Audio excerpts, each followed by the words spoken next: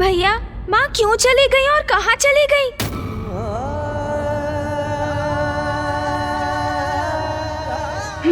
पिताश्री। कदाचित माँ लौटकर पिताश्री के निकट शमशान चली गई हैं। हमें यथाशीघ्र वहाँ पहुँचना चाहिए। उचित कहते हो गणेश, चलो।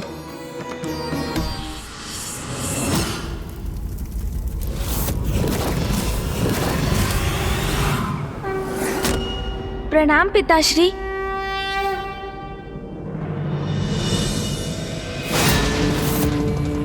पिताश्री,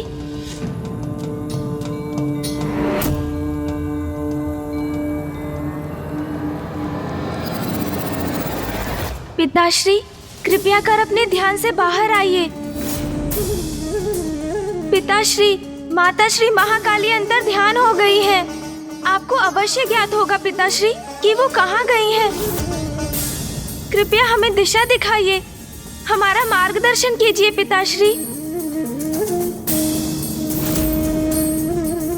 भैया, पिताश्री तो ध्यान से बाहर आ ही नहीं रहे। अब हम क्या करेंगे?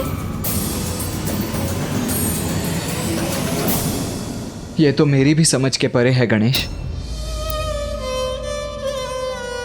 पिताश्री क्यों शांत हैं? और माता इस प्रकार अचानक एकाएक क्यों अंतर्ध्यान हो गई? प्रथम पूज्य गणेश जी, माता ने मुझे इतना महान दायित्व सौंपा है, उनकी लीला की गाथा के ग्रंथ को रचने का आदेश दिया है, किंतु अभी भी उनकी लीला पूर्ण नहीं हुई।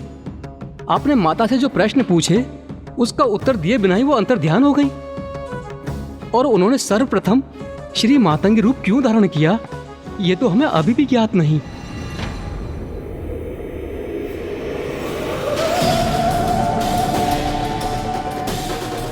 पुत्र गणेश, अब आगे की संपूर्ण कथा तुम स्वयं कहोगे पुत्र।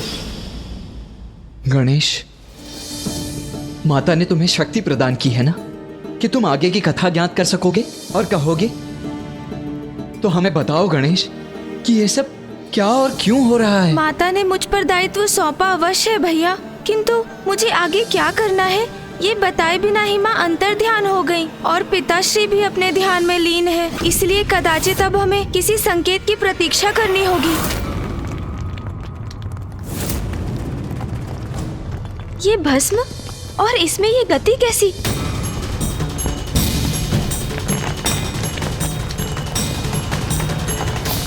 गणेश, क्या हुआ? तुम कुछ कहते क्यों नहीं? और तुम्हारी दृष्टि पिताश्री के चरणों पर ही क्यों टिकी हुई है? भैया, वो देखिए, पिताश्री के चरणों की भस्म धरती में किसी प्रकार के कंपन को इंगित कर रही है।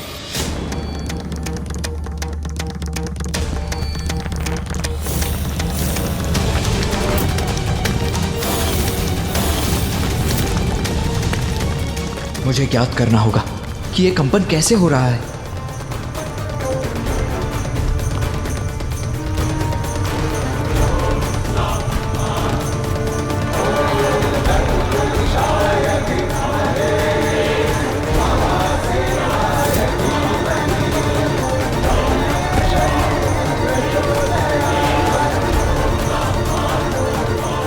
हाँ गणेश, तुम उचित कहते हो, किंतु भूमि में यह कंपन कैसे उत्पन्न हो रहा है? भैया, माँ ने मुझे शक्ति प्रदान की। उसके पश्चात हम पिताश्री के पास उनके मार्गदर्शन प्राप्त करने पहुँचे और उनके माध्यम से मुझे ये भूकंपन दिखाई दिया। अर्थात भैया, हो ना हो आगे की कथा का सूत्र इस भूकंपन के स्रोत से ही जुड़ा है। हाँ गणेश, कुछ तो है जो घटित हो रहा है और वो हम सभी के लिए अनिष्टकारी हो सकता है, जिसे रोकना अति आवश्यक है गणेश। किंतु ये ध्वनि आ कहां से रही है? इस भूकंपन का स्रोत कहां से है, सबसे पूर्व मुझे ये ज्ञात करना होगा।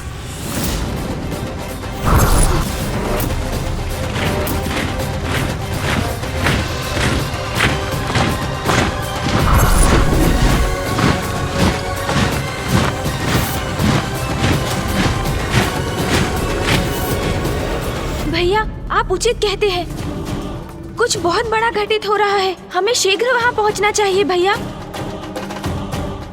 ऋषिवर, हम माँ के अंतर्ध्यान होने के रहस्य को ज्ञात कर शीघ्र लौटेंगे।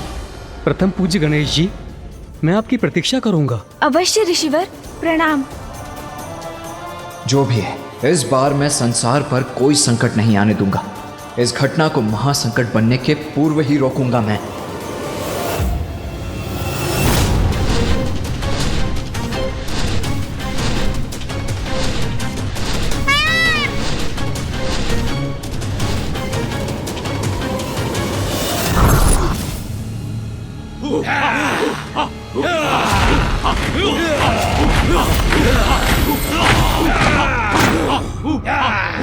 भैया ये ध्वनि इसी मार्ग से आ रही है।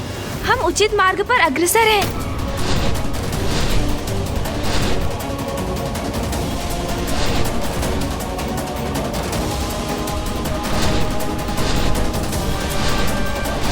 हमें कैलाश को पार कर उसके आगे जाना होगा।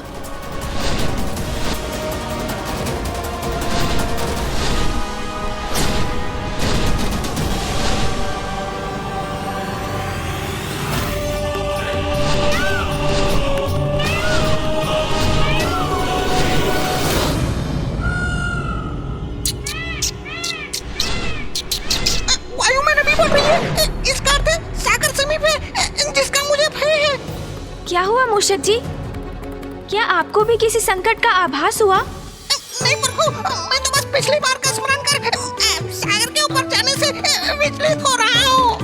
पूर्व में आपने मुझे सागर में प्रवेश करने का आदेश जो दिया था प्रभु।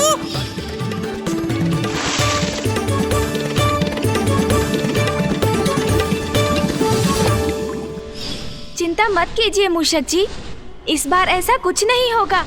हमें वायु मार्ग से ही आगे बढ़ना है। उचित है प्रभु। गणेश, ये शीघ्रता करने का समय है, तो तुम अपनी गति धीमी क्यों कर रहे हो? भैया गति मैंने नहीं, मूषक जी ने घटाई है। सागर को देखकर उन्हें आशंका हो रही है कि कहीं मैं उन्हें पुनः जल में उतरने का आदेश ना दे दूं। और कदाचित वो थोड़े थक भी रहे हैं भैया।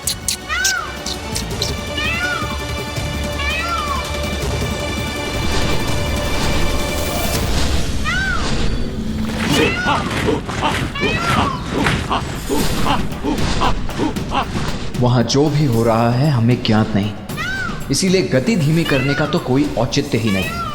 हमें शीघ्र अतिशीघ्र वहां पहुंचना चाहिए और इस प्रकार की वहां किसी को भी हमारे आगमन की सूचना ही ना हो। मूषक जी, अपने दोनों हाथों से मेरे मयूर जी की पूंछ पकड़ लीजिए।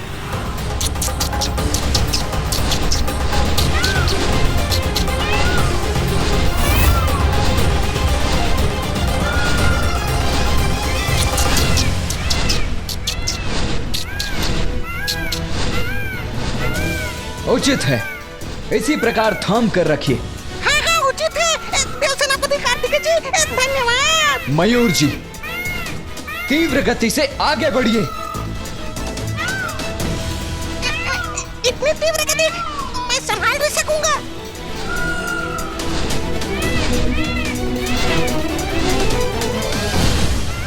आपने उचित उपाय किया है भैया। अब हम शीघ्र उस कंपन और ध्वनि के स्रोत तक पहुंच जाएंगे। अब ऊपर चलिए मयूर जी।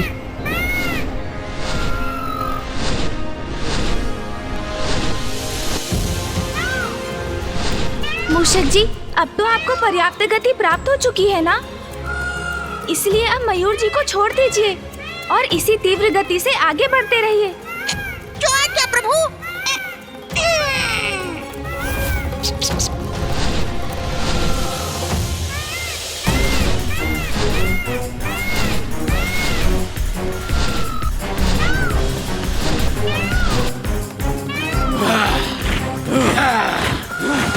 भैया वो देखिए वहाँ। उचित कहते हो गणेश,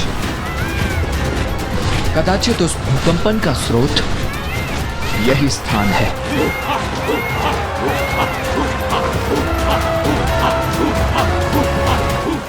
मयूर जी, यहीं रुकिए। रुकिए मूषक जी।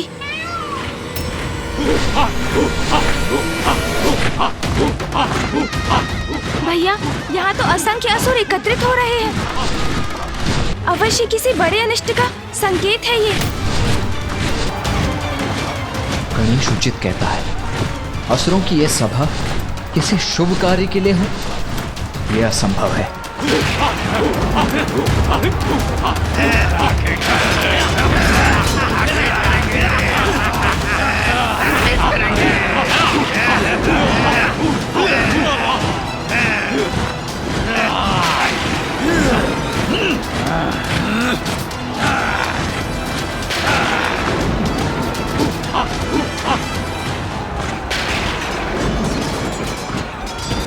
भैया, इतनी भारी संख्या में इन असुरों का यहाँ होना इनकी किसी अनिष्टकारी योजना का ही संकेत है।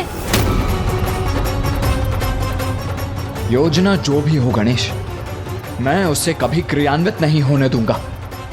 पुनः इन असुरों को सृष्टि की शांति कदापि भंग नहीं करने दूंगा मैं। भैया रुकिए। बुरे का अंत करने में प्रतीक्षा क्यों गणेश? मैं अभी जाकर इन असुरों का वध कर देता हूं।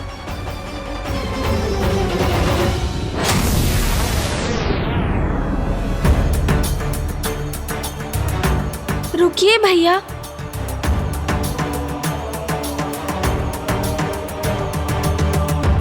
भैया, स्वयं पर नियंत्रण रखिए।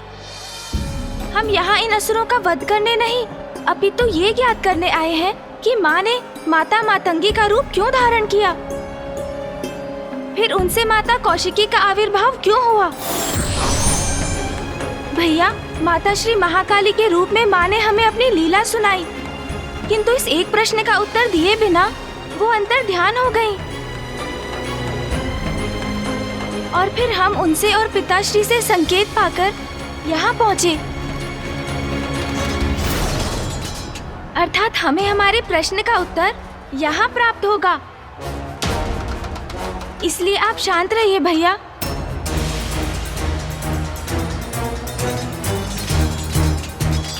किंतु गणेश, वहां भीतर हो क्या रहा है ये जानने हेतु हम भीतर जाएं भी तो कैसे? यदि हम अपने सामान्य रूप में वहां गए तो इन असुरों की दृष्टि हम पर अवश्य पड़ेगी ही पड़ेगी। तो क्या करें हम? अब क्या भिन्न रूप धारण कर भीतर जाएं? भिन्न रूप? ये उचित कहा है आपने भैया। गणेश, तुमने कोई सुझाव नहीं दिया।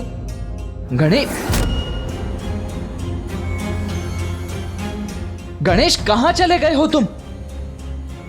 अभी तो यही था। कार्तिकेय जी, वो देखिए प्रभु गणेश जी वहाँ।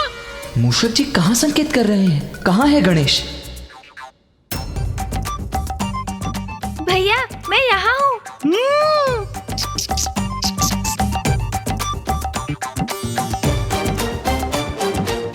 गणेश, ये क्या कर लिया तुमने? क्यों भैया, मेरी युक्ति उचित नहीं लगी आपको? हम सूक्ष्म रूप धारण कर भीतर जा सकते हैं और वहाँ क्या हो रहा है ये भली भांति ज्ञात कर सकते हैं।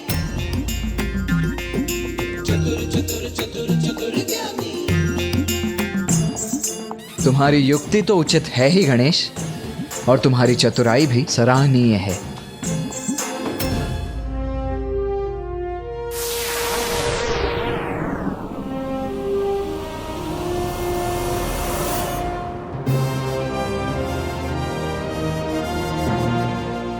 देखा भैया, अब हमें कोई नहीं देख सकेगा। प्रभु, आपने तो सूक्ष्म रूप धारण कर लिया, किंतु मैं क्या करूं? यदि मैं इसे भीतर गया तो ये असुर मुझे जीवित ही अपना आहार बना लेंगे। प्रभु, मैं असुरों का भोजन नहीं बनना चाहता। प्रभु। मूषक जी, आपसे कौन कह रहा है भीतर जाने के लिए? आप और मयूर जी यहीं पर प्रतीक्षा कीजिए, क्योंकि आप दोनों यहीं सुरक्षित रहेंगे। उचित है प्रभु। चलिए भैया।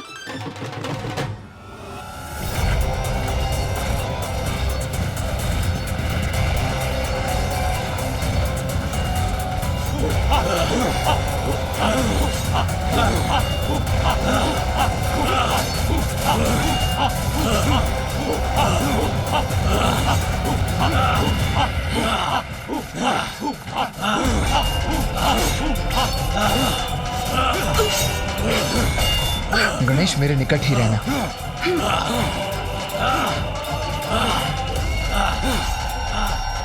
भैया, इन विशालकाय असुरों से मेरी दृष्टि बाधित हो रही है। मुझे कुछ भी नहीं दिखाई दे रहा। हमने भीतर आने के लिए ये सूक्ष्म रूप तो धारण किया, किंतु इस प्रकार तो इस रूप में हम कुछ भी नहीं ज्ञात कर सकेंगे भैया।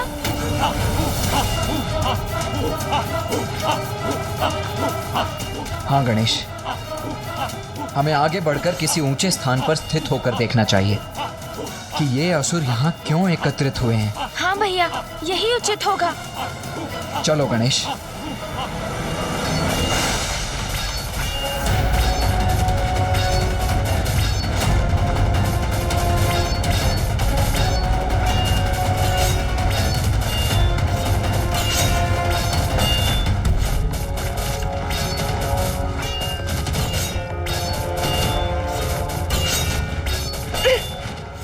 भैया, हम इनके मध्य तो घिरते जा रहे हैं। इन असुरों के पैरों से बचकर गणेश। हाँ भैया। किंतु भैया, इन असुरों के पांव तो गतिमान हो रहे हैं। हमें ध्यान रखना होगा भैया। अवश्य गणेश।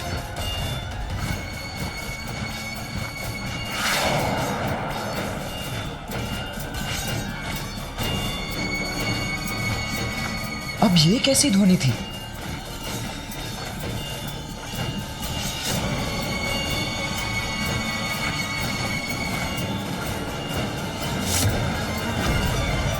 भैया संभालिए। ये भाला यदि हमसे टकराया तो हमें क्षति पहुंचा सकता है।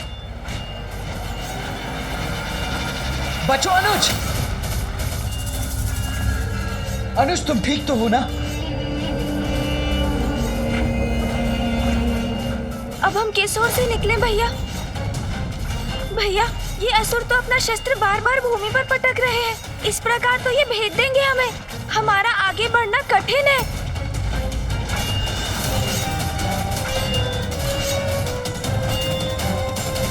जो भी हो गणेश, हमें आगे तो बढ़ना ही होगा, किंतु सावधानी से आगे बढ़ो। भैया ध्यान से।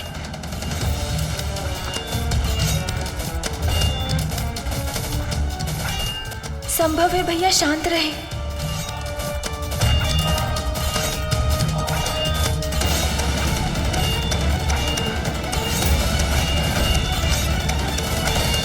क्या हुआ भैया? गणेश, मेरा अनुसरण करने के लिए तैयार रहो। इन असुरों से बचकर आगे निकलने का एक ही उपाय है। समझ गया भैया। आगे बढ़ो गणेश, अभी।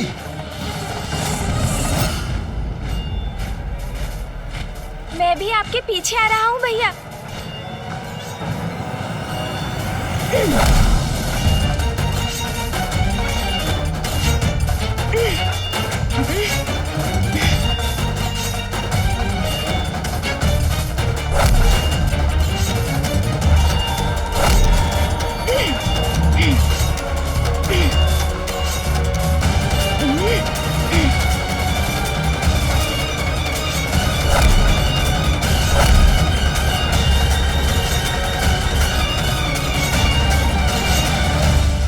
भैया संभल कर।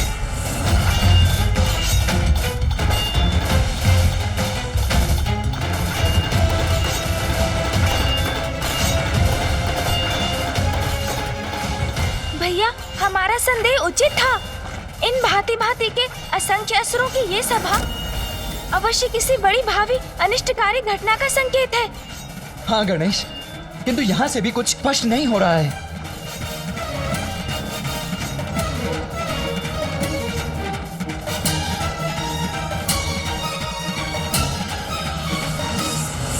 भैया, हमें इन सीढ़ियों के ऊपर जाना चाहिए।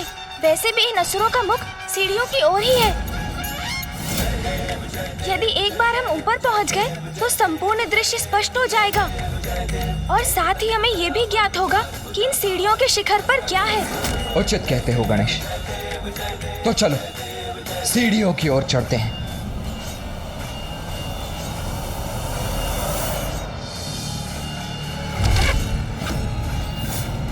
सावधान भैया।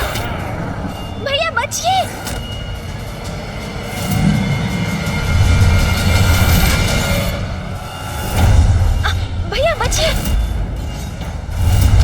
हमारे मार्ग में बाधा कैसे बन सकते हैं? इसे तो मैं एक ही बार में काल के गाल तक पहुंचा दूंगा।